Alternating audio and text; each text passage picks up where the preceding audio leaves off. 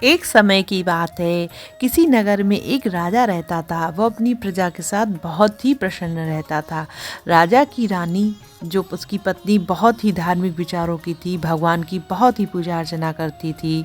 और राजमहल के ठीक सामने एक साहूकार की हवेली थी। रानी और उस साहूकार की पत्नी की बहुत ही घनिष्ठ मित्रता थी। वो बहुत ही सहेली की तरह आपस में रहती थी। एक दिन हवेली से, साहूकार की हवेली से उसके पत्नी की रोने की बहुत तेज तेज आवाज़ आई। इस पर रानी ने उससे राजा से कारण पूछा कि साहूकार की हवेली से क्यों आवाज़ आ रही है। तब राजा ने बताया कि साहूकार का जो पुत्र था वो मर गया है। चूँकि रानी ऐसे दुख से वंचित थी, इसलिए राजा से एक बार फिर पूछी कि ये दुख क्या होता है। इस पर राजा ने बोला कि जब कोई तुम्हारा बेटा मरेगा तब तुम्हें समझ में आएगा कि दुख क्या होता है। ऐसा सुनकर तुरंत रानी ने अपने बेटे को छत से फेंक दिया। भगवान की कृपा से पुत्र को कुछ नहीं हुआ। और ये सब देखकर, पुत्र को जीवित देखकर राजा बड़ा आश्चर्य में पड़ गया कि पुत्र बिल्कुल जीवित है। तो जब राजा रानी के पास गया और रानी ने फिर राजा से एक बार पूछा कि दुख क्या होता है। तब राजा ने रानी को जवाब देते हुए कि कहा कि पड़ोसी राज्य में युद्ध होगा और मैं वहाँ अकेले जब युद्ध लड़ने के लिए जाऊँगा, और जब तुम्हें मेरे मरने का समाचार पता चलेगा तब तुम्हें पता चलेगा कि दुख क्या होता है। क्योंकि रानी अमावस्या का व्रत करती थी, जिसकी वजह से राजा युद्ध के लिए, जब वो अकेले युद्ध लड़ने के लिए जब गया पड़ोसी राज्य में, तो वो रानी की अमावस्या की व्रत के प्रभाव से राजा फिर युद्ध जीतकर वापस आ जाता है। रानी से राजा फिर सवाल करती है कि दुख क्या होता है। इसके बाद राजा ने कहा कि अब हम गंगा माँ के दर्शन करने जाएंगे, और जब मैं वहाँ गंगा नदी में कूद जाऊँगा और तब तुम्हें पता चलेगा कि दुख क्या होता है। राजा ने रानी से ये कहा।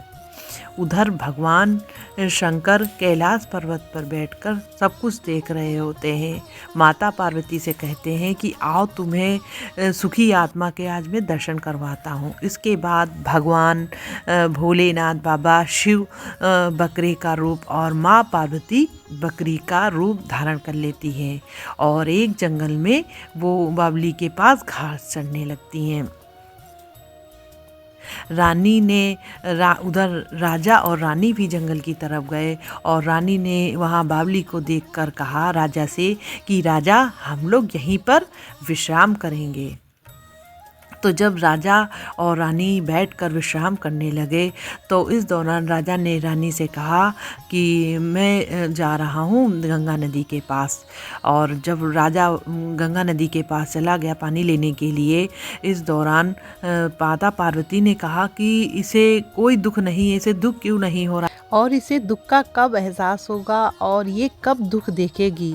तो रानी ने बकरी को बोलते हुए जब देख लिया, तब भगवान शिव माता पार्वती से कहने लगे कि ये रानी पिछले जन्म में अमावस्या का व्रत किए थी, उसी के प्रभाव से आज ये रानी बनी है और सुख का आनंद ले रही है।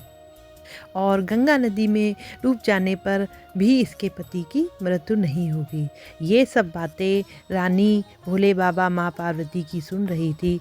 तो जब राजा वापस पानी लेकर आया, तो रानी ने सारी बातें राजा को बता दी, और राजा और रानी दोनों वापस अपने महल लौट आए।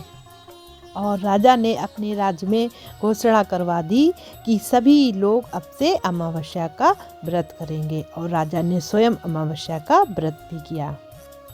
बोलो जय अमावस्या माता की जय। धन्यवाद।